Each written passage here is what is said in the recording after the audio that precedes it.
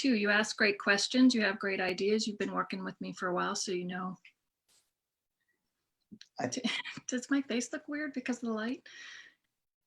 No, it looks fine. It's a little bright, but it's okay. It's a little bright. I could dim it. Hot. Oh, it's a hot spot, but it's not terrible. I don't know how to spend so much time on this. We're live now. Oh, great. Well, I'm in the middle of adjusting myself. It always gets us that way. So perfect. Hi, everybody. I'm Eric Nielson. I call this the Magnificent Leap. That's the show that I'm running here. So, and it's about leaping into new paradigm. It's about the great transition that we're all making, even when they're little tiny transitions. They're big transitions. And I've got with me today one of my favorite teachers, psychics, channelers. She's just a multifaceted woman, Catherine Linard. And she has been one of my most consistent teachers in the last few years. Someone I go to over and over again who trains me in the fine detail of doing psychic, empathic work, and also draws these brilliant, great, grand panoramic views of what's happening at the same time. No pressure. How are you doing, Catherine? I'm excellent, thank you. How are you? Good, really good. It's the all the end the way of my on day. The other side of the world. Yeah, I've had a whole day by the time people are just waking up and getting going. So I'm at now it's 9 o'clock. I'm starting to get sleepy. I'm sorry to make you go so late. That's what happens. I'm in the first, like you have to do these shows, you have to kind of draw a window between when the world wakes up and when the world goes to sleep. And this is kind of that window that gets everyone all the way to Hawaii. So fortunately we can record it, so you can go to sleep after this and it will just be out there. Yes. Yeah. Thank you for doing this. I just took a quick scan yesterday, I think, of your Facebook page. Sorry to be behind, but for anyone who doesn't know, we put this all together in a matter of 2 days. Yeah. You asked me, I said yes, we figured out a time, and then voila, yeah. Here we are, which is why the people I invited got an invite yesterday afternoon. Oh, and you actually have some people messaging you already. Gretchen says, looking gorgeous, Catherine. Jared says, you look beautiful as per usual. Trenton said, finally get to see what Catherine looks like. Yeah, at least half of my clients have never seen me, because I usually do phone sessions. It's easier for me to just close my eyes and tune in. So yeah. Hello world. And Jenny is there. Kimberly is there. She's saying, hi, Bella. Adela, Catherine, nice to see you. Love the purple background. You look gorgeous. Oh, and lots of people showing up. So this is great. Fantastic. Yeah. Especially for so last minute. I love it. I got such an immediate and overwhelmingly beautiful response from people when I sent out that email yesterday, and it really touched me. And as some people know, last year was a really long, hard year for me. And I've been basically in quarantine since about this time last year in a different way, taking care of my parents down here in Southern California at the edge of nowhere. So so this feels good this is sort of relaunching into the world. And again, I wanted to say I appreciate you doing this. Looks like you've had some amazing people on there. I watched little bits of some of the interviews, and I think of it as I think of it as the luminaries in my constellation. I'm moving the world, I'm meeting lots of people, but there are energetic anchors that are sometimes far, far away from me, but they anchor me in my philosophical viewpoint with the world. And you're definitely one of those luminaries for me. So I wanted to, first of all, I want to talk to you. I want to check in with you, but I want other people to hear these conversations too, because they inform me so much in what's required at this time. And they're so practically useful. What you teach is so practically useful. So that makes me happy. Share that. Great. I want it to be accessible to people, and that's what I try to do in my work. And It's never my intention for anyone to think I'm some kind of guru. I do what I do. I hope it works for you. If it doesn't, if anything I say doesn't work for you, chuck it. I don't care. It doesn't matter. You'll get whatever works for you, and that's all that matters. So thank you. As you said in your lovely description of this event, good work gets done here. As I said to you, I guess, but you reiterated. So I always like to start these with just taking a breath, or 5 or 10. Yes. One of the foundations of the work that I do is what I call grounding, rooting, and centering, or spine, seat, legs, feet. Meaning so many of us run around in our heads all day and forget that we have a whole body that has to move through this world. And truthfully, though you can do a lot of psychic work from your third eye and even your crown, you really get the most useful, meaningful, deep, not just information, but sense of that information, the trust in that information, the knowing of the truth from the neck down, I say. The body doesn't lie. So if anyone who's watching at any time, watching this video, wants to just close your eyes wherever you are and get comfortable. There's no right way to sit. You don't have to be in some particular position. In fact, if you have been feeling a little scattered or unfocused, having your feet on the ground actually might be a good idea. And just take a deep breath in. Doesn't have to be fancy. You don't have to fill your lungs to capacity. Just take a breath or two. And let everything go except right here, right now. There's nowhere you have to go. There's nothing you have to do. And there's no one you have to be. Beautiful. So see if you can take your breath into your spine, starting at the top, and just follow your spine slowly down towards the base, towards the sacrum. We're not trying to do anything here. We're not trying to make something happen. Just notice, just be present. Thank you.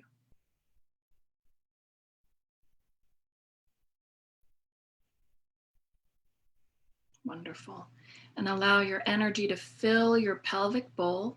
So the center, I say ground root center, which is from the bottom up. I'm going from the top down. The center is your heart. And rather than thinking about your heart from the front, I invite you to think about your heart from the back. In other words, if you could imagine sliding your awareness in that space between the back side of your heart and the front side of your spine.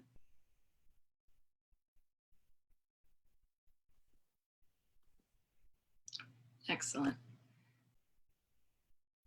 And then as you bring your attention downward in the pelvic bowl, so feel what you're sitting on. Feel your sit bones. Feel the surface beneath you and let that begin to be a support, a sense of stability, a sense of comfort.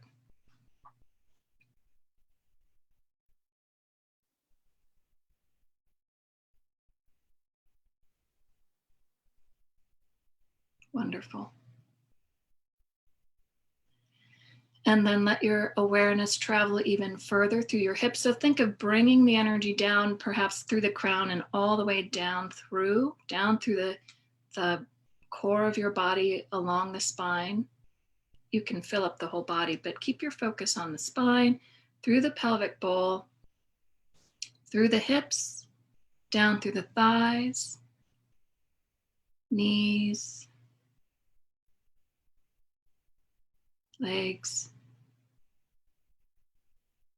feet.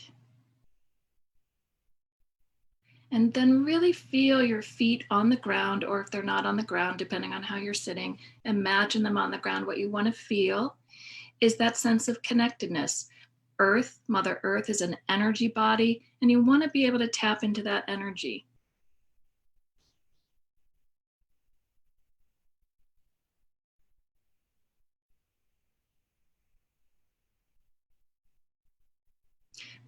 Grounding is not the most important, but sort of the key piece that most people miss. A lot of people meditate and they can get in their heart okay, and maybe they can get in their root okay, although I find that a little bit shaky in a lot of people. But having your feet on the ground, letting yourself be here, be present to this moment. Whatever else is going on in your life or in the world, there's only right now, there's only right here. And to come present to that will give most of you, if not all of you, the safety and security, or the sense of clarity that you're looking for. Wonderful. And then if you're up for it, no pressure, don't have to, but if you like, you can extend your energetic roots. So you're running energy all the way down your body now, perhaps coming in from the crown, run that out the bottoms of the feet, so that you're flowing it through like a garden hose, and reach it into the core of the energy body of Mother Earth, the energy body, the energy body. Good. Now, as you do that, don't fall forward out of your spine. Good. All right, and then just take a moment and breathe into that and see if you like how that feels.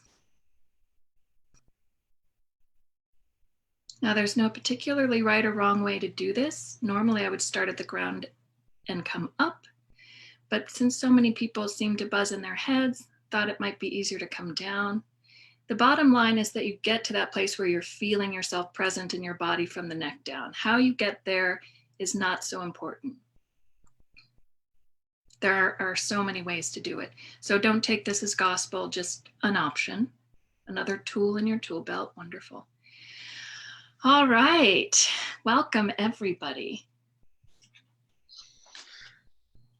So I think I, as Catherine, will step aside and let Spirit speak, because that's just easier for me. And you can call that whatever you like. I call it Spirit, God, divine consciousness. Spirit's just shorter.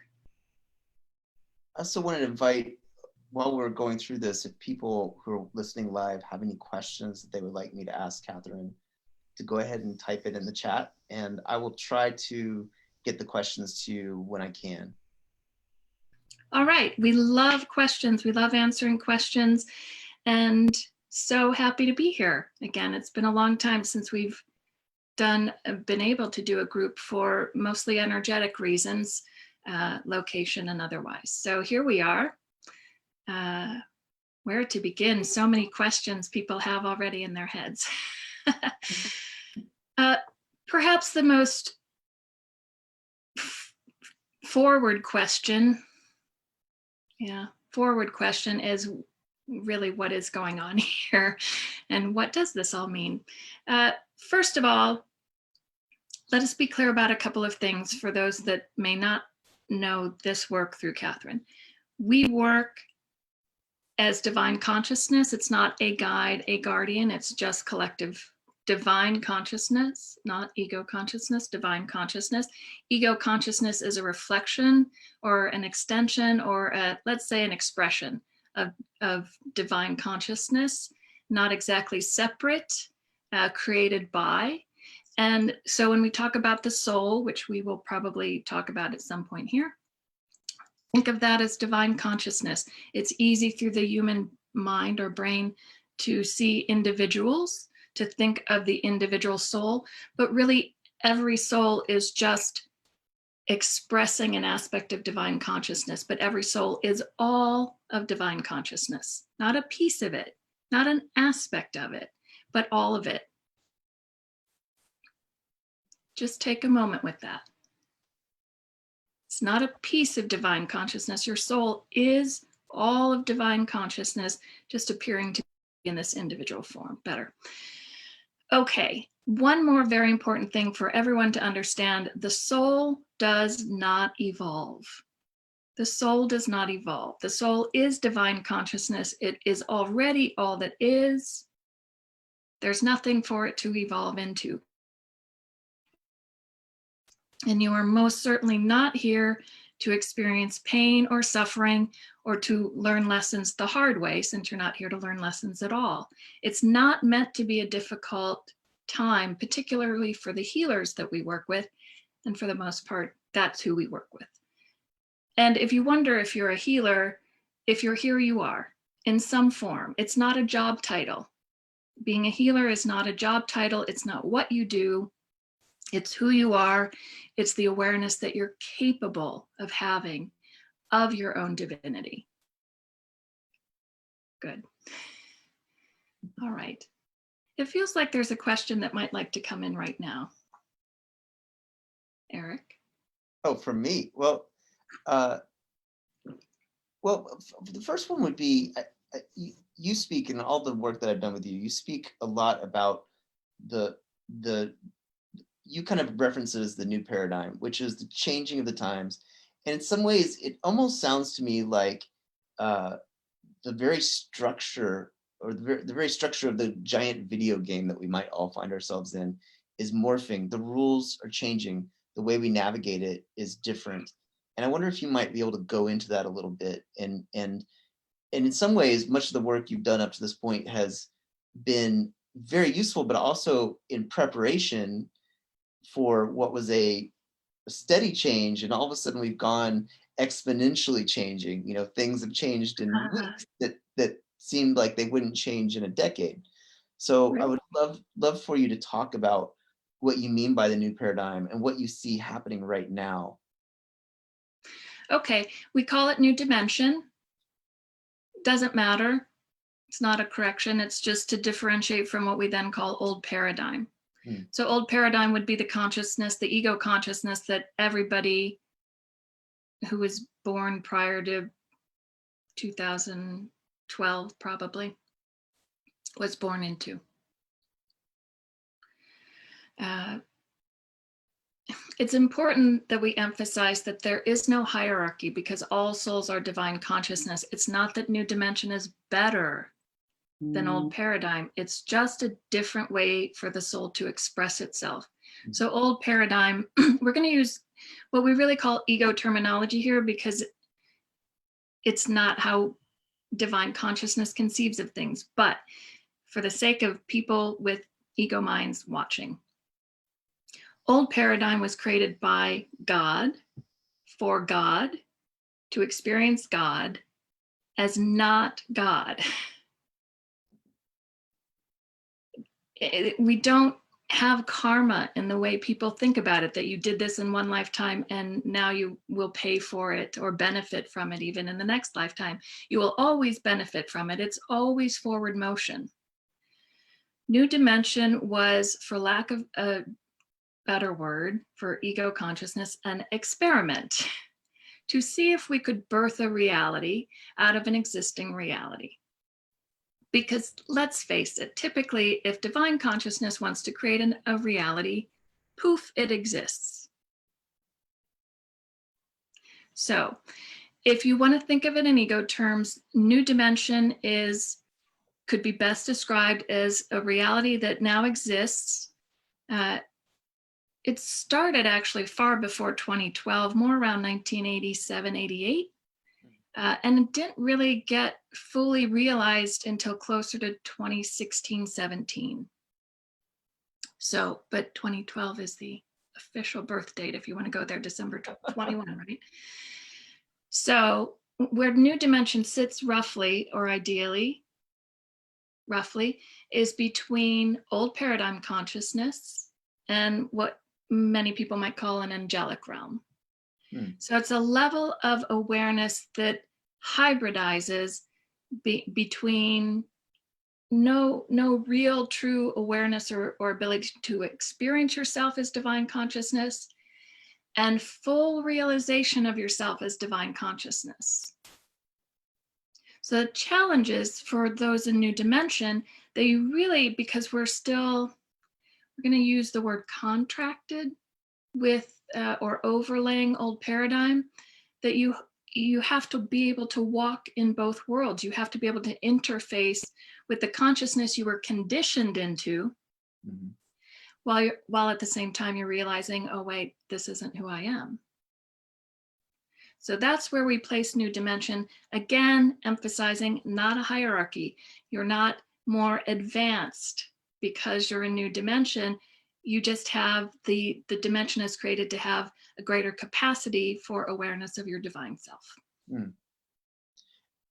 I really love how you do talk about the conditioning, because um, kind of the model that I've heard you work with in terms of the ego consciousness, it's a very loving approach to working with the ego consciousness, because it's almost like you are a personal trainer and you're helping someone to stretch out and to uh, go through the exercises that allow the ego consciousness to reform.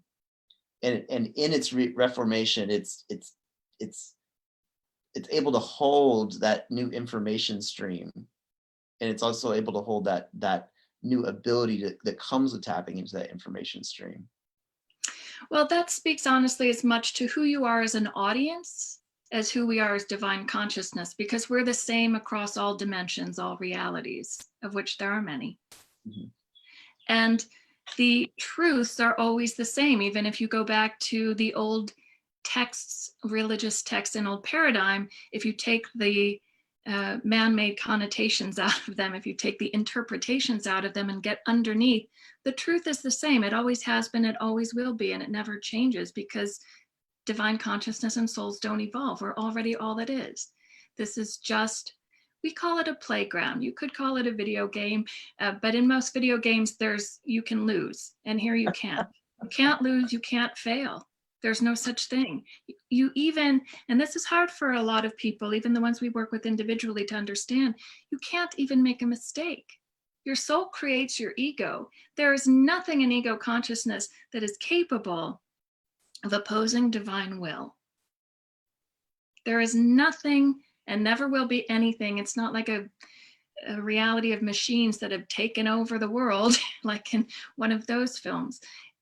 There is nothing in ego consciousness that can ever oppose divine consciousness. So when you look at the world and what's going on in it, the easy thing to decide about it is, oh, it's terrible. We've done terrible things. We're making terrible mistakes here, and we need to shift into a higher consciousness. Really, shifting into a higher consciousness is an individual thing, and don't underestimate the value of that, because one individual vibrating at their highest vibration can counter 1,000 or 100,000 not as self-aware. Not as self-aware. And so when we talk about vibrations, we're really talking about two things. We're talking about the choice the soul has made for its experience in a particular incarnation, or the expression that it's in. And we're also talking about your awareness of that. Because if you're allowing your awareness to focus on the negative, to focus on the panic, to focus on the fear, then you're certainly allowing yourself to contribute to the lower vibrating energies of the planet. So we're not ever against acknowledging physical reality. We are not ever going to tell you, oh, it's no big deal, just bury your head in the sand, or just, you're immune. It doesn't work that way. We created the physical reality. We certainly live by its laws, mostly, more or less. So we don't argue with it. If this is what's happening, this is what's happening. But anyone who's been following us through any channel for a number of years will know that we've been talking about this. And of course, through each healer that we have here, we use different processes, we use different languaging. But the bottom line is, we've been talking specifically in this medium, we've been talking about, through this channel, how every civilization has its rise and fall, particularly in old paradigm, because without any judgment, this is an old paradigm experience.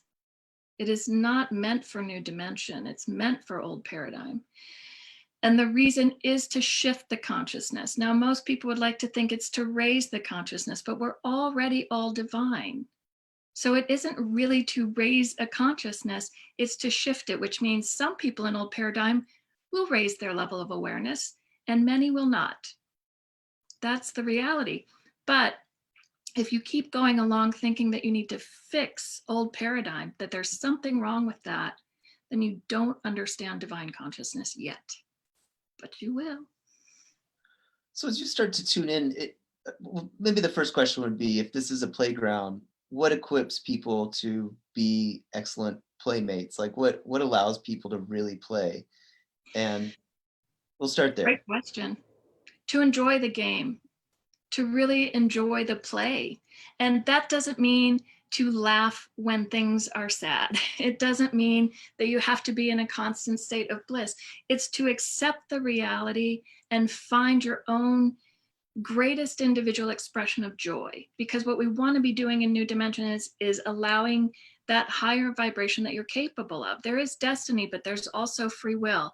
And there are a lot of different ways to define these things. And so you'll hear different healers talk, and it may sound like we're being contradictory. Sometimes even through one healer, we sound contradictory, but it's really just different levels of perspective or perception. So we may talk differently to one individual than another based on their ability to comprehend.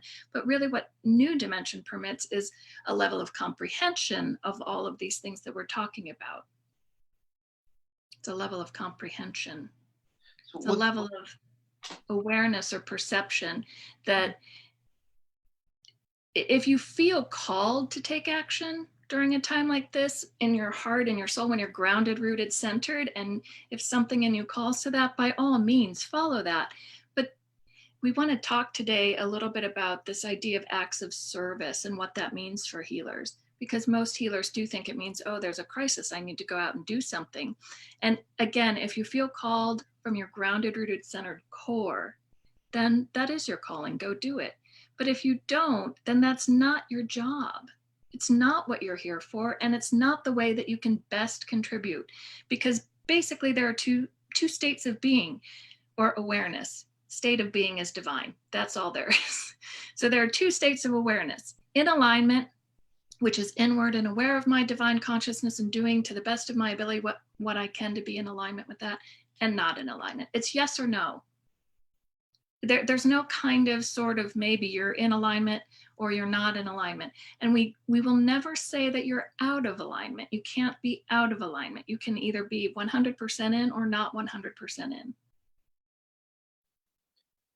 So what happens in those moments in life where you feel like you just don't feel you feel the slack in the line? You know, there's sometimes when you feel very clear, you feel that alignment.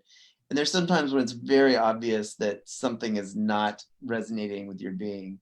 But then there's a lot of time that we spend in that moment where there's just slack in the line. It's like you don't feel the pull one way or the other. You don't feel clarity. What helps us? Okay, you will always feel pulled one way or another. So if there's slack in the line, you're not listening. And so our question to that, if you feel slack in the line, is where am I? Literally, where is your mind? Because it's not here. If you're here and you've grounded, rooted, centered, you always have clear direction. Now, Yeah. That clear direction may be go for a walk. That clear direction may be, hey, sit and watch this movie. The clear direction isn't always about some big thing. Remember, the entire experience is a spiritual experience. Every moment of your day is a spiritual experience. And most people get stuck and disconnected from that because they think it's this big job that they're here to do. And there aren't very many healers, particularly within New Dimension, that don't have that feeling of, oh, there's something bigger I'm supposed to do in the world. And yes, but what that really translates into is there's something, we're going to use the word with quotes, better that you're meant to be in the world. And that better is more joyful, more peaceful. Doesn't mean happier. We don't use that word. That's an ego state, but more joyful, more peaceful, more content. So the question when you feel that slack is either what do I want to be doing that I'm not doing? Or And this is usually more often the case. What am I trying to make myself do that's not in alignment with my soul? And this is where we come to the idea of conditioning, because starting last year in particular, we've been at it for a while, but up to last year, we were mostly clearing old energies, which we still do on occasion. But since last year, and certainly through this year for New Dimension in particular, we're really focused on retraining the ego for New Dimension, really retraining the ego for New Dimension, meaning especially this year, looking at the oldest and deepest conditioning. The oldest and deepest conditioning is the conditioning that started perhaps in utero. It may have started in a quote past life. That'll raise some questions, no doubt. But it's the conditioning that's so ingrained in you that you'd think it's the way the world is, that you don't even realize it's just conditioning. And you can always identify conditioning whenever you're thinking about something and there's a should or a should not. I should do this. I should not do that. And it doesn't mean the should or should not is wrong. It means you're not connected to what the truth is. And there is an absolute truth that applies to everybody, not just in terms of like a law that everyone has to follow. There are those too. But all of divine consciousness is absolute truth. So every individual soul, and again, we're using individual as an ego term, has its truth of, capital T, we call it truth of expression. And when you're in alignment with that, you feel good no matter what you're doing. And so the shorthand, Eric and everyone listening, is if you don't feel good, check in. Where are you? Where's your mind? And what are you ignoring about what your soul wants to do or doesn't want to do? Now we do talk about the ego mind as sort of a dog on a leash, a fairly short leash with the soul, because we say you can't be out of alignment. And that's a fact, which means if the soul will let the ego do things that aren't 100% in alignment to a degree, as long as it doesn't interfere with the soul's intention for its own expression. But the minute the ego starts to cross or even approach that line where it might be interfering with the soul's intended expression, you can bet that the soul's going to yank the ego back in. The soul creates the ego. It will not be opposed by it. Never, under any circumstances. What's a good yank look like? Well, they used to call it the cosmic 2x4. Never have a flat forehead from that one. But honestly, for most of the healers at this point in New Dimension, at least, you're not going to get anywhere close to that point. It's going to be more of a nudge, like I know that I don't really want to do that thing. I feel like I should do it. That's really how it shows up. We're really not sledgehammer people. That's ego perception. People, divine consciousness. We're not a sledgehammer force. We're subtle. Yeah. Not understated, not hard to hear. But we always use this analogy with Catherine.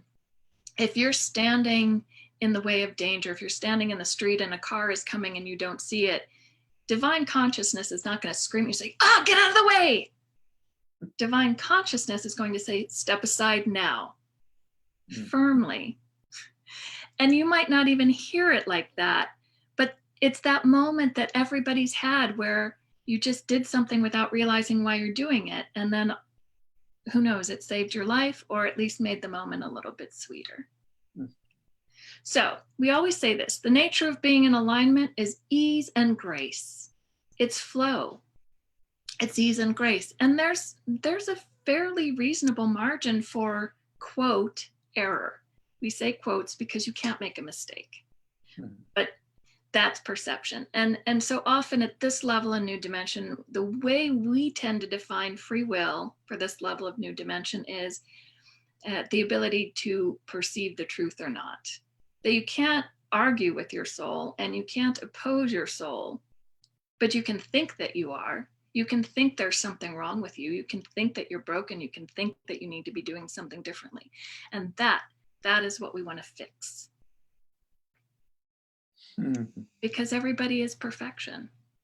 And if you don't like the way you're feeling about something, then you need to ask yourself, more often than not, what are you making yourself do that you don't really want to be doing? What are sometimes the tools we need to help the ego relax back into its realization exist within the ego? There are things we teach the ego, or that we remind the ego to say to ourselves. Is there an anchor for, do you have any anchors or helpful tools that help a person step back into that state? Great question. There are a ton of them, almost an infinite number, and you can find them anywhere. So it's important that people find what works for them. Our favorite is spine, seat, legs, feet. Start there, take a breath or two. And it literally, you don't have to, we don't, in this particular channel, we don't talk about meditation. You're welcome to do it, but it's not our prescription for your well-being. It takes 2 minutes or less to breathe yourself back into your spine, seat, legs, feet. And our goal is not to have you sit and do that and then go back into your ego consciousness and wander about the day. It's to be in that state all day long. All day long. This was one of those things you taught me that I thought was such a valuable insight, because it's like walking, it's like tuning in and picking up your meditation and walking through your day with it. And I just love that idea. Yeah, that's the ideal. The new dimension is unique in its ability for you, for the members of it, let's say, to actually experience their full divinity. We're not quite there yet, so don't feel bad if you're not experiencing your fullest divinity yet. But it is equipped for that, and we are working towards it. And the way that you train the ego, there's 2 ways that we work with the ego in session. One is to extract things that aren't working, and 2 is just focus on what's true. And so the anchor, if you will, is I am. Try it. Anybody out there, take a breath into your spine, seat, legs, feet. It's just an intention. And the thing that gets most people stuck before you go there is thinking it needs to feel a certain way. Like, oh, if I really do it, I'm going to feel fill in the blank. It's awareness. Don't be looking for a state of being. Don't be looking for bliss or exaltation. That will come later as a result of just being still and feeling your literal physical body. Oh, I do have a spine and I do have a seat. And here are my legs. And yes, there are feet down there. I'm not just a head floating around on the planet. So if you take that moment, it takes, we always say this, our ideal practice is get up in the morning and as quickly as you can, usually after you pee. That's what most people have to do in the morning, I think. But the first thing to do as soon as you can is just sit somewhere quiet and breathe for 2 minutes into your spine, seat, legs, feet. You don't need to take 5 or 10 or 20 or 3 hours. That's not going to get you to divinity. And this is the point we like to make. The more you do it in little bits throughout the day, the more it's going to become your consciousness, the way that your ego performs. So you don't need to sit for 30 minutes or 2 hours to become, quote, enlightened. Take a moment. If you're standing at the sink washing dishes, take a moment and really drop into your heels and feel the backside of your body and just look at what's happening to you while we're talking about it even. You're just all yummy and creamy over there. This is something you've been gently reminding me and sometimes admonishing me a little bit to get back into my body. Never admonish, only lovingly and gently remind. You will, with humor, with humor, say, Eric, get back in your body. And to me, what the effect has been to first actually really gain access to the spiritual vehicle that lies in the body, and the places that it takes you is extraordinary. But the other part is, it seems that it wires that rich spiritual information and that rich information in the body together in your cognitive process, so that as your brain is working, you're able to get it's like your phone being tapped to the internet. It's like suddenly you have this rich information to work with while doing the dishes. You know, like you might get that insight while doing the dishes. And I found that over time that's the effect it's had on me. Yes. Yes, that's wonderful. And that's really the point, that if a person will engage in that practice, we say get up, do it in the morning so you can set that as your day, your intention, if you will, for the days to remember that. And then anytime you catch yourself during the day feeling a little out of sorts, however you want to define that, just stop wherever you are and take a minute, 1 minute, 30 seconds. And it's cumulative. So the more you do it, not only the quicker you do it, but the less often you have to do it, because it becomes the way that the brain remembers itself. And we say that because we all come in as divine consciousness. And as we said here more than once, we are always and only are divine consciousness. So when we talk about this work, we always remind people, you're not becoming something else. You're moving the conditioning out of the way so that you can return to what's always been true. Just your natural, this is the natural state of being. Mhm. This is how we're built, even an old paradigm. And what happens is the unresolved fears or conditioning of the culture around you, your parents, your peers, society, cause you to forget. And again, it comes down to the should, because you start to think, oh, I shouldn't like this even. So this is another shorthand we like to give. If something's in alignment, you want to do it. You want it. Even if your head is jumbled with fear, your body's still going forward with it. And we emphasize that because most people raised in old paradigm think that if they're feeling fear around something, that they need to fix that fear. And our approach is always, if you're feeling fear around something, you need to ask yourself what aspect of that is not totally in alignment with your soul. Fear's not a problem, it's information. It's useful, important, essential, crucial information telling you, hey, you're starting to veer towards that edge that's not in alignment. Come back to center. It's ease and grace. It's a natural feeling of calm and peace and acceptance, even in the midst of chaos. So another thing we sort of wanted to just throw in there, a lot of people come to this work feeling or thinking like having that, being tapped into your soul in this way will prevent challenges and tragedies. And it's not going to change any of that. What it does is allow you to see it less as a challenge or a tragedy, and more as just, oh, this is another thing that's happening, and I'm well equipped for it because this voice is always speaking. You're so nonstop to your mind. And as you said, when you take that moment to sit and listen, you hear it. And it gives you all the guidance. Oh, you forgot to pay that bill. Oh, you need to not talk to that person. You shouldn't go to that dinner party, but you should go to that one that you weren't going to go to. It's always informing, always. It's just a stream of consciousness, a stream of information. And so when you slow down and you tune in like that, you hear it. And then the challenge becomes trusting it. And the value of ground root center, the value of being in your body is you can feel the truth of it, and it's at least a little easier to trust it. It's funny, I was just reading Jeff's question. He asked, how can we all learn to channel our higher spirit? It sounds like you were just, as I was reading his question, you were answering it. Is there anything else you would add to what allows us to channel our Yeah, stop trying to hear it outside of your head, Jeff. Stop trying to hear it out there. That's why we start always with ground root center. It's why we started there today, because it's a visceral feeling. You don't have to be able to hear it. You have to be able to feel it, because there's only yes and no. And when it's in alignment, your subtle body relaxes. There's a sense of relief, even if your ego doesn't like the answer it gets.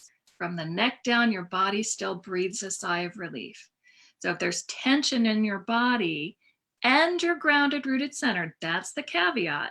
Because if you're not grounded, and you're tense, you're probably just swirling an ego consciousness, which is pretty much always tense because it's ungrounded. It's not connected to its source directly. So if you ground root center and you still feel tension, then you need to ask yourself, what am I trying to make myself do that doesn't feel right? And if you sit with it, don't try to answer the question. And this is why, again, we emphasize getting it from down below rather than third eye or crown, is you feel, if you wait for it, it comes up. The awareness, the knowledge comes up, and you'll receive it however your soul has decided your ego will receive. It's different for everybody. So some people hear things, some people, it comes through a book that falls on the floor, conversation, a line in a conversation they overhear, or a line from a song. So you can pay attention to that. That being said, we would like to warn, quotes, warn you against looking for signs from the universe, because you are divine consciousness, and therefore divine consciousness is a reflection of you, and the physical reality is reflecting your consciousness back to you. So if you see a lot of signs, it doesn't mean go do that. It means that's where your consciousness is. Still, you need to ground root center and ask, do I really want that? Because it could be an old fear conditioning that's showing up. It's really your perception. That raised questions. You mind if I give you a few more questions from one of them is how do you drive it?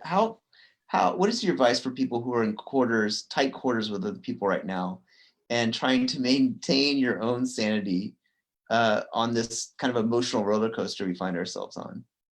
Oh, that's a tricky question. We'll answer it in two ways. One, make sure you find time to get in your own center. And two, if you can't do that with the people you're around, why are you around those people? It's a big statement. We understand that, but understand the nature of being in alignment is ease and grace. And so when you're listening to yourself in alignment, it's actually easier to be grounded and rooted and centered. It's a two-way street. The more grounded, rooted, centered you are, the more clear you are on what's in alignment. The more in alignment you behave, the more grounded, rooted, centered you are naturally. So if you're constantly finding yourself having trouble grounding, rooting, centering, or remaining that way, if you really find yourself having to work at it, you're definitely in some way not listening to your soul. It's either where you are geographically, because points on this planet are as unique in their vibration as individual people are. And what we're looking for is a compatible vibration, not to fix something. Again, if you don't feel good, something's not in alignment. It doesn't mean there's something wrong with you that you need to fix. It means you need to figure out where you're ignoring important information from your soul. So what we started to say before and then sidetracked ourselves is that if you want something really in your heart, if you're grounded, rooted, centered, and you want it, it's in alignment and it already exists for you. That's destiny. And if you like something, that means it's in alignment for you. If you don't like something, if you just literally can't get yourself to like something, all that really means is that your soul doesn't want to experience that at this time, period. Stop arguing with it. If people would stop arguing with that 50% of the time, there'd be a lot more, we're going to use quotes again, sanity, a lot more centeredness, a lot more ease. Does that help? I'll see if she replies. I appreciate what you say. I've some of your teachings, the way that you talk about leaning into other people or getting back into your own core, I think is almost like the missing piece of information or the missing tool it takes to really have. Ooh, the trains. What's that? Trains. I live on this road called the Via Egnatia, which was a 2,000-year-old road that used to connect Constantinople to Rome, and so it's still a major highway. You know, there's still lots of traffic and commerce on this 2,000-year-old road. It's pretty cool. Amazing. And I really love, what I really love is how this concept of balance and leaning in and out of people, really, it's kind of the missing piece of information that you need to have good boundaries, or to be near people, or as an empath to be close to people and maintain your core, maintain your connection to spirit, and not be overwhelmed by other people's information, other people's moods, other people's uh, ego projections into the world. Yeah. So again, what we want to emphasize is you're not broken. There's nothing wrong with you. There's nothing you need to fix except your perception. We've talked about this from the beginning. If you look at the world through glasses that are cracked, it doesn't mean the world has a crack running through it. Change your lens. That's what we want you to do, is change your lens. So rather than approaching any discomfort with that critical mind that usually comes first, and that is conditioning for sure. You don't see 2-year-olds criticizing themselves like that. Sorry. I was trying to scroll back. You heard yourself. I was trying to scroll back to get the questions, because they're scrolling past my screen, and I'm like, oh no, wait, I'm gonna get to Print that. them out and I'll get to them later. My goodness. Oh yeah. It's wonderful. I love it. I love answering questions. We love answering questions. Here's another one. Kim asks, is this pandemic divine intervention to shift the consciousness? Yes, but for old paradigm. And again, let's be clear, when we say shift it, we don't mean raise it. It just shifts it. So we started saying before, every civilization has its rise and its fall. Mhm. And there are a number of civilizations. We've talked a lot about the US, since that's where Catherine's based, as being in its decline. And that always frightens people. And then they start thinking about the big earthquake in California, the big one, and these things. And we've said all along, for years, we've been saying, it's really more about changing the socioeconomic structure. But if you look over the history of this world, this has always been going on. Empires rise, empires fall. One group is in power and then they're oppressed, and then another group is in power. Pandemics have gone around the globe. There will be fires and floods, but only in the way that there always have been. We're not currently, for old paradigm, planning a total ravaging of the planet. And this is a hard one for people to digest, but everybody at some level knows it's true. The soul decides its experience coming and going. So as from a human perspective, and this is that walking in both worlds, from a human perspective, it's tragic what's happening in the people that are dying. But from a soul perspective, the soul hasn't gone anywhere. It's just a body, like your car, kind of. That sounds a little callous, and we're not trying to be callous. We want to find in this dimension that hybrid where you can know the truth of divinity. This is not a tragedy, and also have the human experience of it. This is a tragedy. This is sad. If you can find that space in between, you're doing a really great job. And you'll find it's a surprisingly peaceful place to be. The reason the fear and the worry and the sadness, the tragedy of it is so overwhelming is because it gets stuck in this ego consciousness, rather than just being another energy. Emotions, energy and motion, right? Everybody knows this. It's an energy that moves through.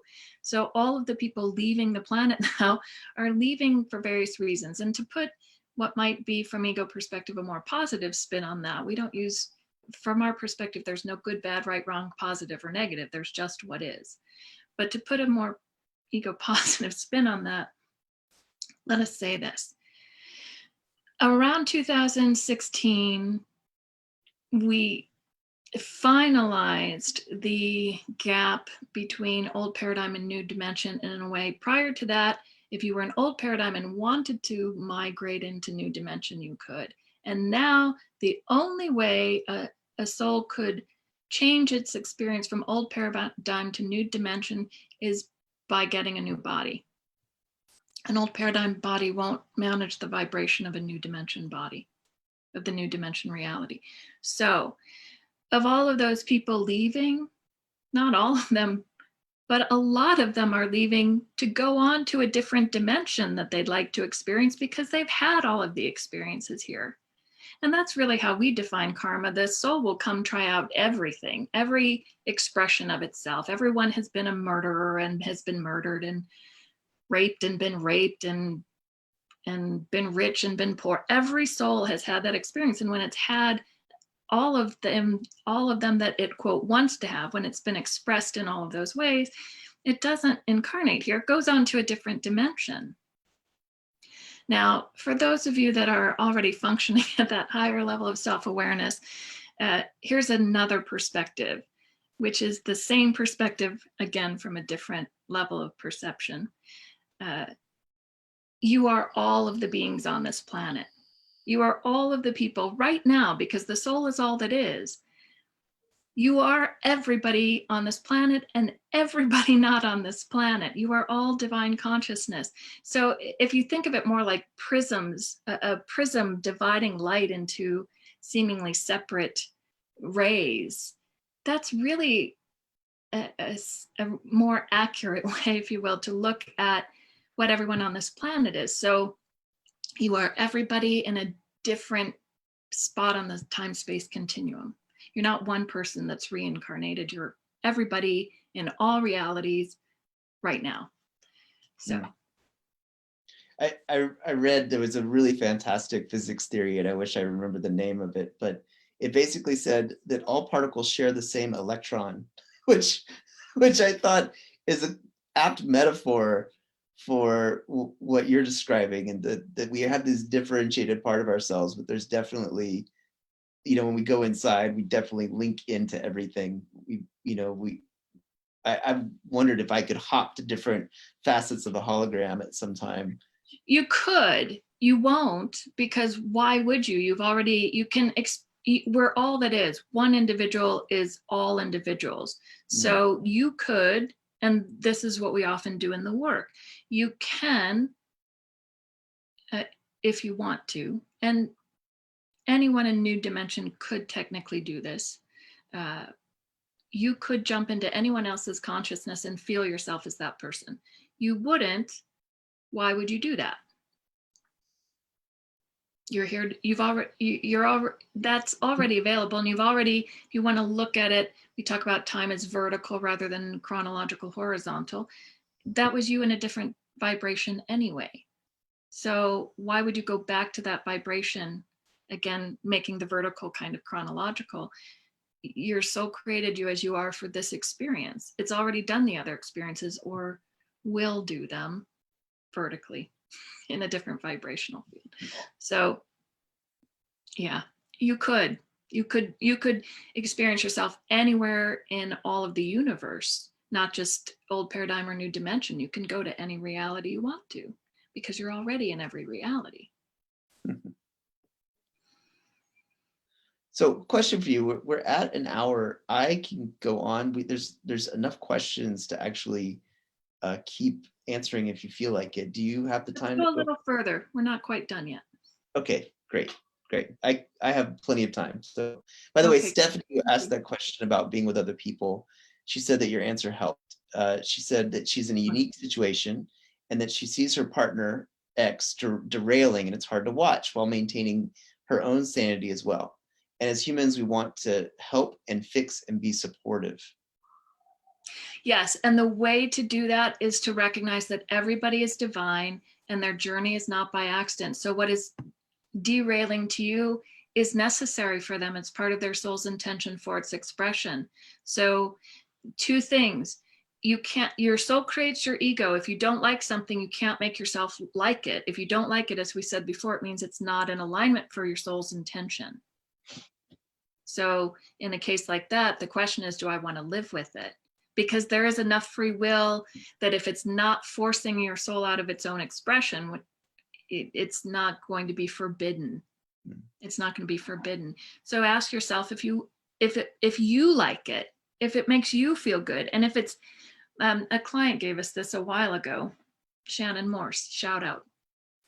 Does it add to your joy? And if it doesn't add to your joy, why are you doing it?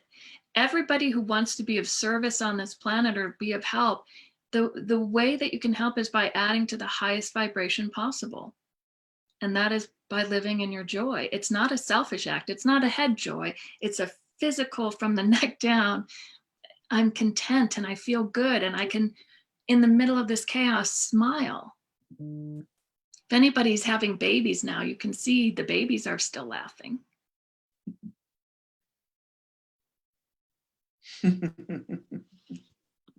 It doesn't mean, again, ignore the reality. Stay at home, follow the quarantine, wash your hands for 20 seconds, do all the things that the law tells you to do.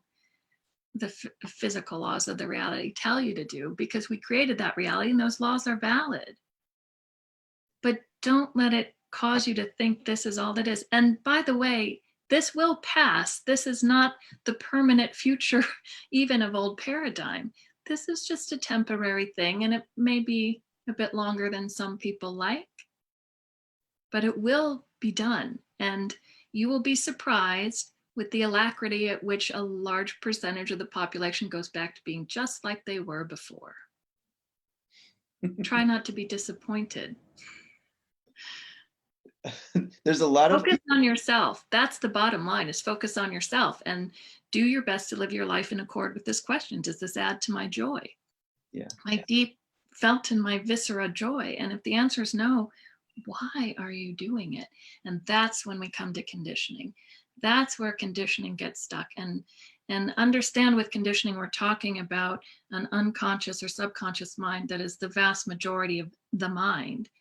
So people often have these ideas of, well, I don't believe that. Well, then why are you living that way? It's because it's been programmed in. So your conscious mind doesn't win that battle. And that's why we're really focused this year on reprogramming the ego consciousness for new dimension, to understand, to look within and to understand that you're okay. You just need to pay attention to what your soul wants and act in alignment with that. And whatever that is, it's going to feel amazing. So a lot of people are focused on their children at this moment. Like children are definitely bringing up questions for them. Erica asks, how do we share this wisdom with our young children? That's a great question. But with your young children, you don't need to. They already have this wisdom. It's why babies are still laughing. This is a great, thank you for the question. It's a great time to bring up the aspect of projection. Nobody makes you feel a certain way. This is a basic premise in clinical psychology. If you feel some way about something, that's manufactured by your own mind. Always and only, doesn't matter what the other person is doing. And that doesn't mean you have to be so zenned out that if someone's treating you terribly, it shouldn't bother you. But you also have to understand that however they're acting, that's their childhood wounding that's unresolved. It's got nothing to do with you, and it never will. It has nothing to do with you, and it never will. It is 100% a projection of their unresolved childhood wounds, ego wounds, meaning misperceptions of themselves created by external conditioning. And the same is true for you. So if you're having a reaction to something, you have to ask yourself, what is my old conditioning here that's making this a problem for me? And a problem means I'm not able to hear my inner wisdom or guidance in the middle of it. Meaning the old joke about insanity, the definition of insanity is doing the same thing and expecting different results, right? So if something's not working for you, I know we've veered off, veered off from the question of children, but they're definitely individuals, because they are divine consciousness as well, and they have an ego mind that it was created by their divine consciousness to be expressed in a certain way. But where you get stuck, they're like little Rorschach ink blots. You can project your shit all over them. So where you're frustrated, you have to ask yourself again, what is your conditioning?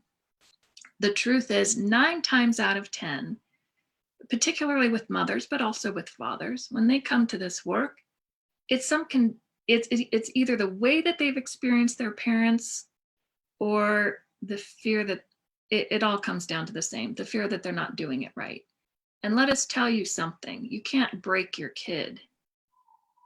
Your kid's soul is divine consciousness like every other soul, and it will realize its destiny with zero opposition from the ego, because the ego cannot oppose the soul. So we ask you to ground root center and come from that place. The guidance you need for your individual children, because they are all very uniquely individual, even within the same family, of course, will come from that all-knowing place within. It's why we always come back to that ground root center and listen. Your soul knows how to talk to that soul. They're not here by accident. You're not here by accident. You're not their parent by accident. So listen in, but keep this in mind. The thing the ego needs more than anything, the only thing the ego really needs, there's a couple ways we say this. Our favorite is it needs to feel safe, good, and loved.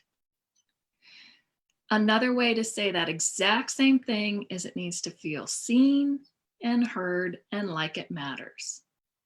The state of enlightenment means you see your own ego, and so you don't need that validation from outside. That's really what enlightenment boils down to, is that you know who you are. You know that I am, and you're listening with all of your senses. Yeah, better. So slow down and listen, and know that you can't break them. They're going to be who their soul intends almost no matter what you do. So as we've said in different ways throughout this, your primary job is to focus on being in alignment with yourself, and the rest will take care of itself. Trust us. Trust us. We made this. We've got this. So to go further into children, Jarrett talks about regarding parenting, that schools and other parents are pushing schedules and calendars for the kids while they are at home being homeschooled. But I am used to flowing, quote, and trusting my flow. How do I reconcile what I know is true for myself and what is being demanded by society? Great question. Remember, we don't oppose the physical reality, we created it. So it's that walking in between worlds where you have to ground root center and listen. We like to adopt an attitude of what we always call flexible structure. It actually is really helpful for a human brain, neurologically speaking, all woo-woo aside. Neurologically, especially a young mind, benefits from a certain form of structure. What you have to find is the structure that suits you individually. So if you're a family, you have to kind of come together energetically and find the flow, the structure that suits you, so that it's, and you do a pretty good job of this already, but really make sure you've got your feet on the ground. Stephanie, was it? Well, Stephanie was asking before, but this was Jarrett Irons who was asking. Oh, you do a pretty good job of it, but get your feet on the ground and really tap into earth. You're about down to your pelvis, but not really beyond that. So if you dig in from that way, yeah, better. Yeah, listen from there, and so find a flow for you and your family that marries your individual flow with the physical reality. And if you listen, you'll have it. You're really good at that when you do it. You could do it a little bit more. That's that admonishment you're talking about. Listen, if you ever, anybody who's ever working with us, if you hear admonishment, we're not your parents. There's nothing but love here, and it's never, there's none of that energy available. And we say that very pointedly because if you do experience admonishment, that's definitely some ego conditioning that this would be an excellent time to be working on. And just to bring that into new dimension versus old paradigm during pandemic, old paradigm is having a pandemic. The invitation for new dimension while that's happening in old paradigm is is to bring things in a little bit, because y'all have gotten way out there in your functioning, way too concerned with the external reality. And a lot of you are still going at this suboptimal hyperspeed pace. That take advantage of this time. We created this in part for New Dimension. Now that we've done all of this beautiful work of creating this reality and shaping this reality and adjusting the vibration of this reality, and we're really wanting to get this year, if we can wrap it up this year, it'd be fantastic, the reconditioning of the ego. So these questions, all of these questions are fantastic, and we're happy to continue. What we want you to get out of this is your time in New Dimension to really do what we're asking, do what we're suggesting. Go inward and start sloughing off the things that are not in alignment for your soul, the things that don't add to your joy, the things that don't give you a natural sense of ease and grace and peace in your physical body. This is what that time is for in New Dimension.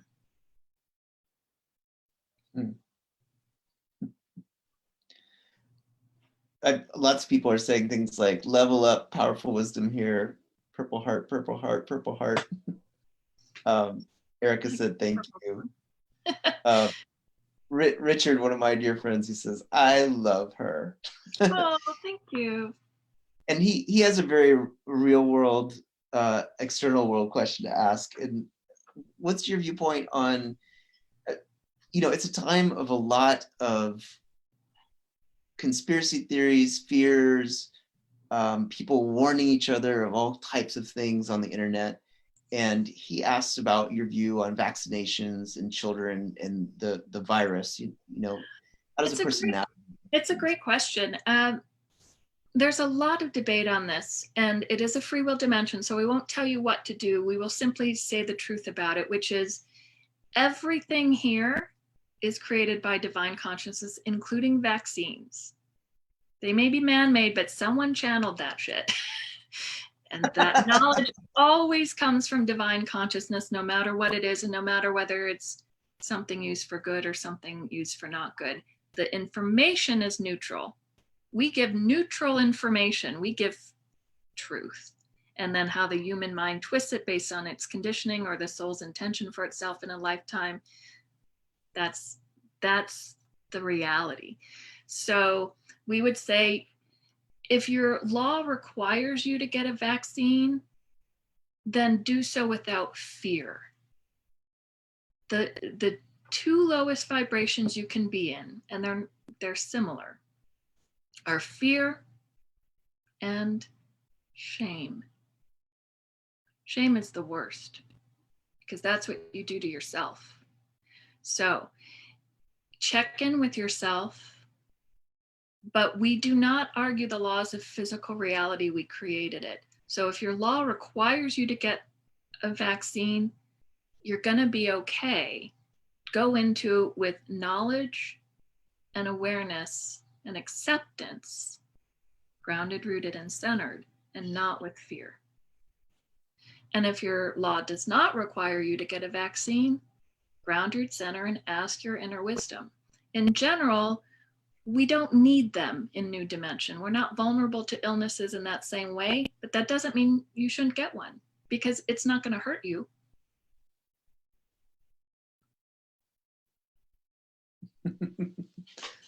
Oh, that feels so nice and easy. It really is. Divine truth is simple, and it's actually easy. The hard part is the conditioning. We can't overemphasize the need of everyone to work on that conditioning that says I should or I shouldn't. I have to. You don't have to. That's why we started with that. You don't have to anything. That is perhaps one of the most liberating things if you're trying to get in touch with your truth, is to start with the simple statement. We say it this way, sort of tongue in cheek. You have to eat, sleep, and poop. You have to do that. That is a physical requirement. And beyond that, pretty much everything else on this planet is optional. If it's a law, abide by it. to the best of your ability. Outside of that, anything that feels like pressure to you, start with the simple statement, I don't have to. I don't have to. You don't even have to pay your bills. Now, yes, you have to pay your bills if you want your lights to stay on and your water to keep running. But the point is, when you take the constraints off the ego, you're more fluid and open to your inner wisdom. So if you ask your inner wisdom, it's probably not going to say, don't pay that bill. It's going to say, we can pay that bill, trust us, and open up to the flow of abundance. And everybody talks about the divine universe being abundant, which we're beyond abundant. We're all things. We're infinite and eternal. But living by that, that's where a lot of the conditioning needs to be undone from old paradigm consciousness, the idea of lack.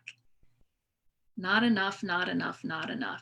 If you look even at this pandemic as an example, a lot of things that are being said are not enough. People are coming up with fantastic creative ways to create. It's available. It just has to be implemented. And that is true across both realities. And they will both always be, including New Dimension, free will. Again, in New Dimension, free will is more your ability, your option to listen to your soul and align with it, or to keep arguing with it and have it do what it wants anyway, because the ego cannot oppose the soul. But trust us, it's a lot more enjoyable if you just do what your soul is telling you in the first place and quit arguing with it and quit thinking you can. But what helps a person move into implementation? Because I found that myself, this current situation has moved me dramatically forward in implementation. But what is the kind of essential element that helps a person gracefully and easily move into implementation? Great question.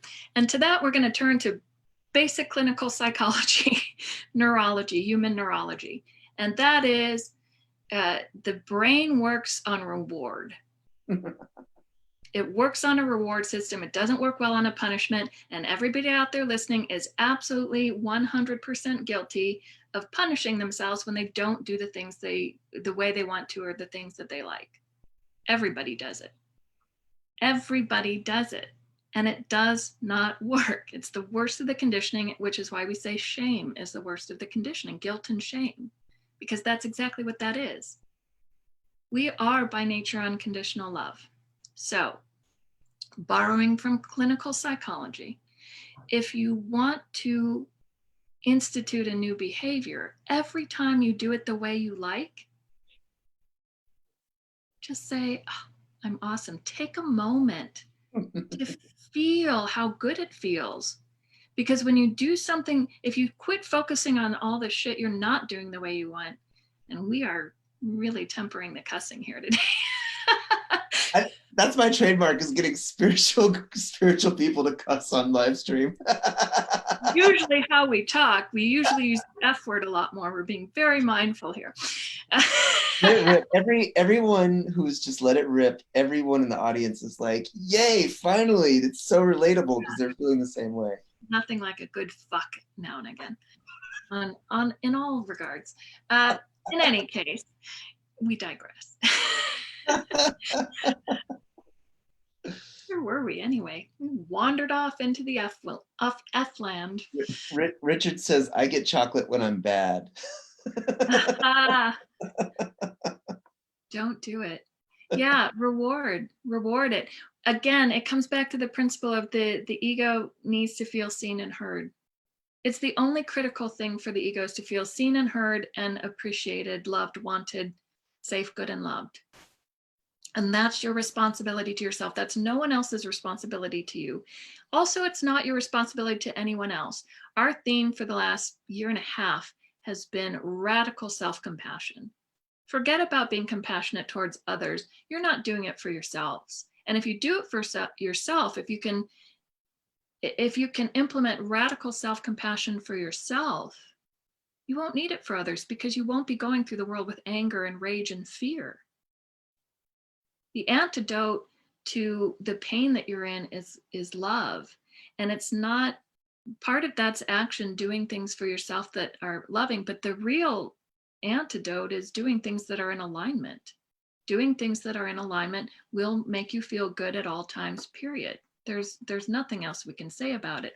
And so to encourage that behavior, rather than thinking about all the things that you don't like that you need to change, every time you do something like that, take your 2 minutes in the morning to ground root center, or pause while you're doing the dishes to ground root center, or following your intuition. Every time you do that, take a moment. 10 seconds is all it takes to breathe into that feeling of juiciness and yumminess that you get every time you do that. And that's how you start living a life of juiciness and yumminess. The more you reward that behavior, the more the ego is going to do that naturally, because it wants to feel good. And we always say this: the ego wants to feel good. There's no such thing as a naturally malicious ego. Does not exist. There's no ego on this planet that is out to hurt someone else intentionally. The ego is self-protective, self-survival. That's it. So anything anybody does, we guarantee you 100% of the time, it's because at some point it learned that was the way to save itself, protect itself, take care of itself. So if you don't like a behavior that you're engaged in and you beat yourself up for it, you're doing the exact opposite of the thing the ego wants. It's trying to get out of that behavior, which is why people do behaviors that they don't want to keep doing. Reward the ego, make it feel safe, good, and loved. So if you do something you don't like and you can't ignore that, forgive yourself and make it a conversation. Maybe even make it an out loud conversation, so you can't just let it get lost in all the other thoughts in your head, where you can really say, wow, I did not like the way I did that. I did not like the way that felt, and feel that. And then apologize to yourself. I'm really sorry. And it's okay. And we're okay. And always come back to that, we're okay. And then go forth from there. And you'll be surprised. It does not take long to change behaviors when you take that approach, because we're really not becoming something different. We're returning to remembering who we were, who we are, who we always have been and always will be, which is divine consciousness, the function of which is ease and grace and joy. You got the hearts really flowing on that one, Catherine. We like hearts. That's what it is. See, flow that love to yourself when you do a behavior you like. That's what we want you to do. Hit that heart. Oh, look, I've got one. Just hit that heart. There you go. Hit that on yourself. Every time you do something you like, you'll get there back there really quickly. Let's take about 8 more minutes. So that'll be a full 90 minutes here today. And we can do this another time if we want. I think we've gotten all the questions except for one. And this was what I needed a little clarification, because I want to make sure I'm asking it correctly. Jeff asked, would we be better thinking ourselves as sheep? And then he later clarified, sheep being those who follow without fear. And he said, the Lord is my shepherd kind of things. And I'm wondering if he means referring to his own. Okay, you riff on that. You're not sheep. You're unique expressions of divinity. So we're not ever going to give you a just very rarely. That's one of my favorite things you've ever said to me. Never just this. There's no just. Don't just anything. Ground root center, listen and pay attention. Everybody's unique. What's right for everybody else on the planet might not be right for you. What works for you might not work for anybody else, especially with healers. And anybody listening here will classify as healer, because otherwise you wouldn't care about this conversation at all or understand it, half of it. So assuming you're listening and are therefore a healer, your job is to be as content, peaceful, and joyful as possible. And that is not a mind state. The mind state is a result of acting in alignment with your soul. So we're not against positive affirmations. It's not the work that we do, because that retrains the ego to think a different way. But we want you to feel a different way. We want you to feel your divinity. We want you to feel the exquisite nature of all things, that even in this, quote, darkest moment on this planet, If you go inward, like we did at the beginning, if you spent more time doing that, you would still just be feeling immense joy. And you'd still be staying at home, and you'd still be washing your hands 20 seconds. And even that would be a spiritual experience, a consciously spiritual experience for you.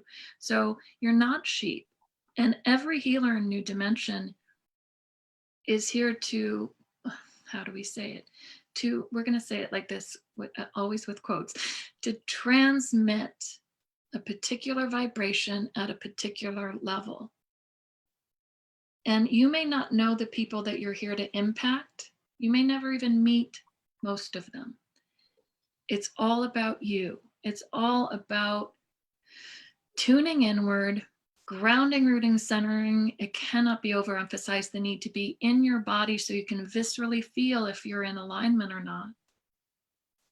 And then living in alignment with that inner wisdom, inner voice, to the best of your ability, knowing, and this is most important, that it is never judging you, and it is never asking you for anything.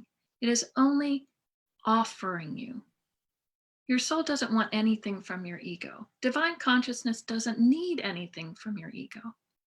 We want this for you, not from you. So stop thinking about how you can live better in the world or think better in the world, and just really get in touch with how you feel. Ground, root, center, not feel here, but feel from the neck down. Feel in your physical body. Feel good. Even if you have an illness, even if you have chronic pain, it's a different feel good that we're talking about. And you all know what we mean. You all have experienced it. Seek that. Seek that as your primary mode of operation throughout the day. And all of the rest of the questions will be answered for yourself in that moment. You're not sheep. Not even a little. Everybody is unique, and their intended contribution is unique. So find a way to enjoy it. You're not here to suffer, especially in New Dimension. We've done those lifetimes. We're not here for that. We're here to be light, and not false light. We're here to be honest. Light is not the absence of pain. That's the result of it. Light is truth. Is truth. I like this. I don't like this. This is part of my soul's expression. This is not. That's what feels good. That's all that will ever feel good. All you ever need to feel good is to be in alignment with your soul. And then you don't have to do mantras, and you don't have to do affirmations, and you don't have to do prayers for more abundance or more romance or whatever it is you're looking for, a nicer car. Everything that comes to you will be in alignment with your soul and will feel spectacular. That's the nature of being in alignment. You can't overemphasize that. This isn't an ego practice. This is a state of being. You're in it or you're not. And if you're not, you know, because you don't feel good, period. The energy in this room feels so good. It does. Angie says, wow, your energy is so beautiful. Purple hearts matching your background, I think. And then Lisa says, I'm going to re-listen to this every day. You are a gift, Catherine. Thank you so much. Jarrett says, thank you both. I'm so grateful for this time and conversation. And then Richard says, you're both so cute. Thank you. And I, as Catherine, say thank you all for showing up. I'm a little emotional. I love channeling. I love sharing the information. I haven't had a lot of opportunity to do it over the last year, except in individual sessions, and even that I've been limited with, just as a matter of everything that's happened or transpired in my personal experience this last year. But this is fantastic. I loved doing groups. I've been wanting to get back into it. Now's as good a time as any. I do this any day. I want to highlight something that happened maybe 20 minutes ago that I think is so signature, Catherine. I can't remember who, maybe you were talking to Jeff, or you were getting in their body, and Catherine has a microphone that can feel into your body. I've had so many moments with you where you say, oh, Oh, a little, okay, then just bring it down, almost like you're in my body with me. And that's a very unique experience to have with someone who's doing work like you. Thanks. I think it's important to remember as healers, we all do that to varying degrees of awareness. I'm very aware of it because it's how I express my calling. Uh, but that's I didn't say this in the session, but I'll say it now. The other side of ground root center is not just listening to your intuition. It's the best quote defense you have against the other energies on the planet that you don't like.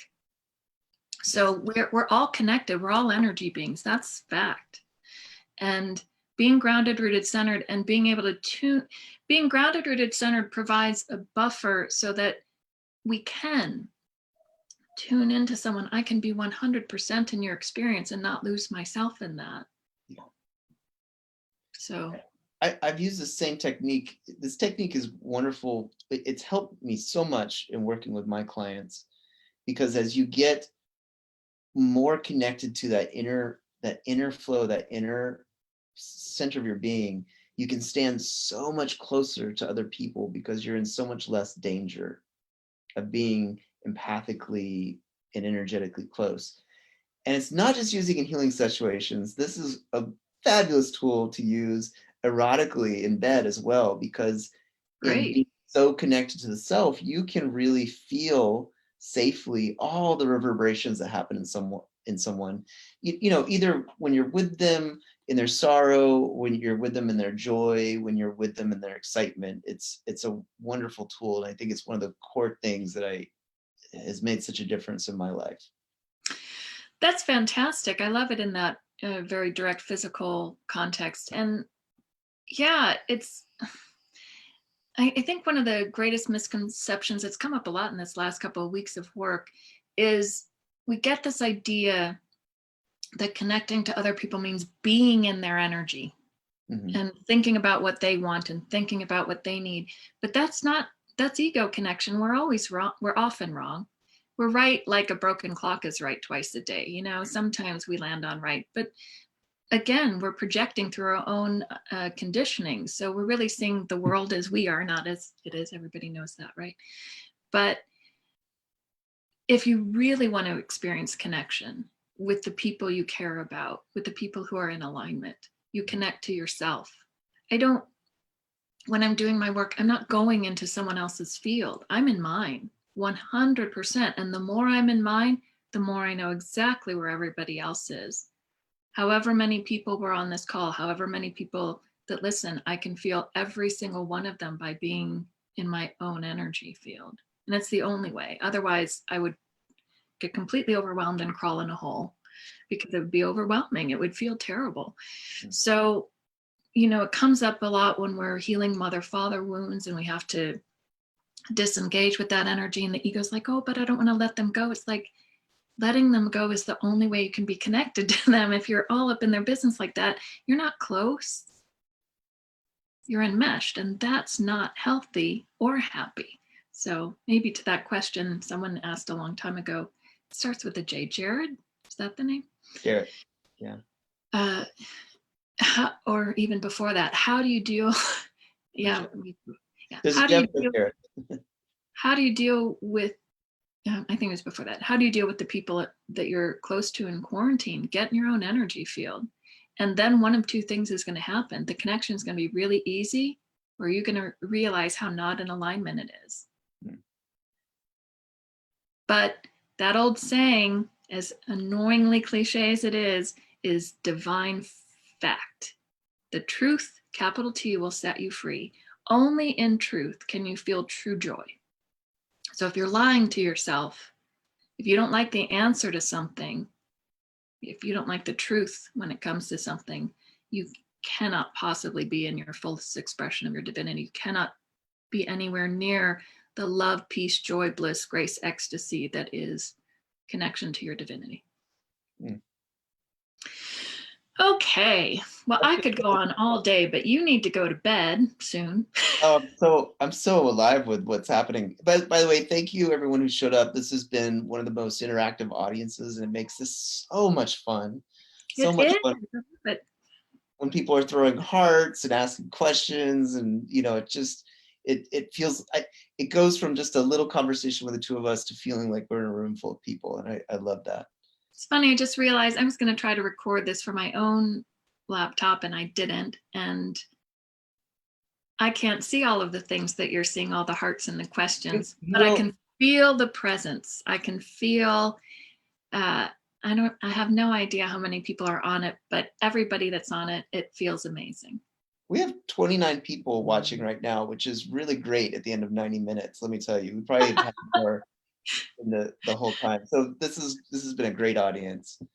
And I wondered if you could tell people how, if they want to work with you, how they can kind of follow on with that. Email's the best. Reach out to me via email. Okay. You're welcome to share my email address with anyone who wants it. Okay. And your website is? I have a website. It is catherinelinard.com. It is not something I attend to at all. However, it does have my price list on it, which I've updated.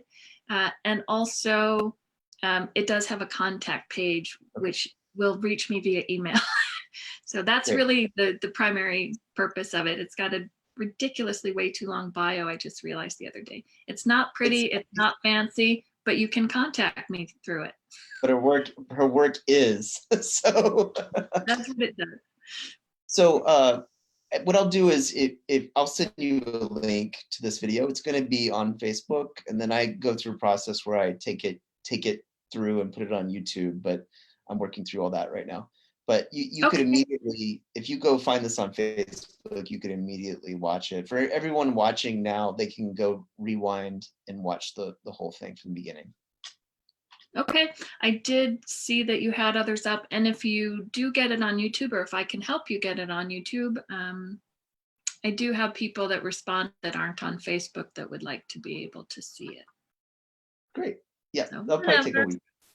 I'm going to close the stream right now. By the last things, let's see, Magdalena says, thank you for this reflection, Catherine, all very clear and relevant. And I find that Catherine is always crystal clear. Holly says, this is such a gift. Thank you both so much. And Richard says, you are talking for us and filling our hearts. And Christine Lucing says, that was so amazing. Thank you both so much. And then Angie says, I feel so blessed to have found both of you. So lots of wonderful things. Thank you, everybody. Thank you, Catherine, everybody. stay on for a minute, and then I'll close the live stream.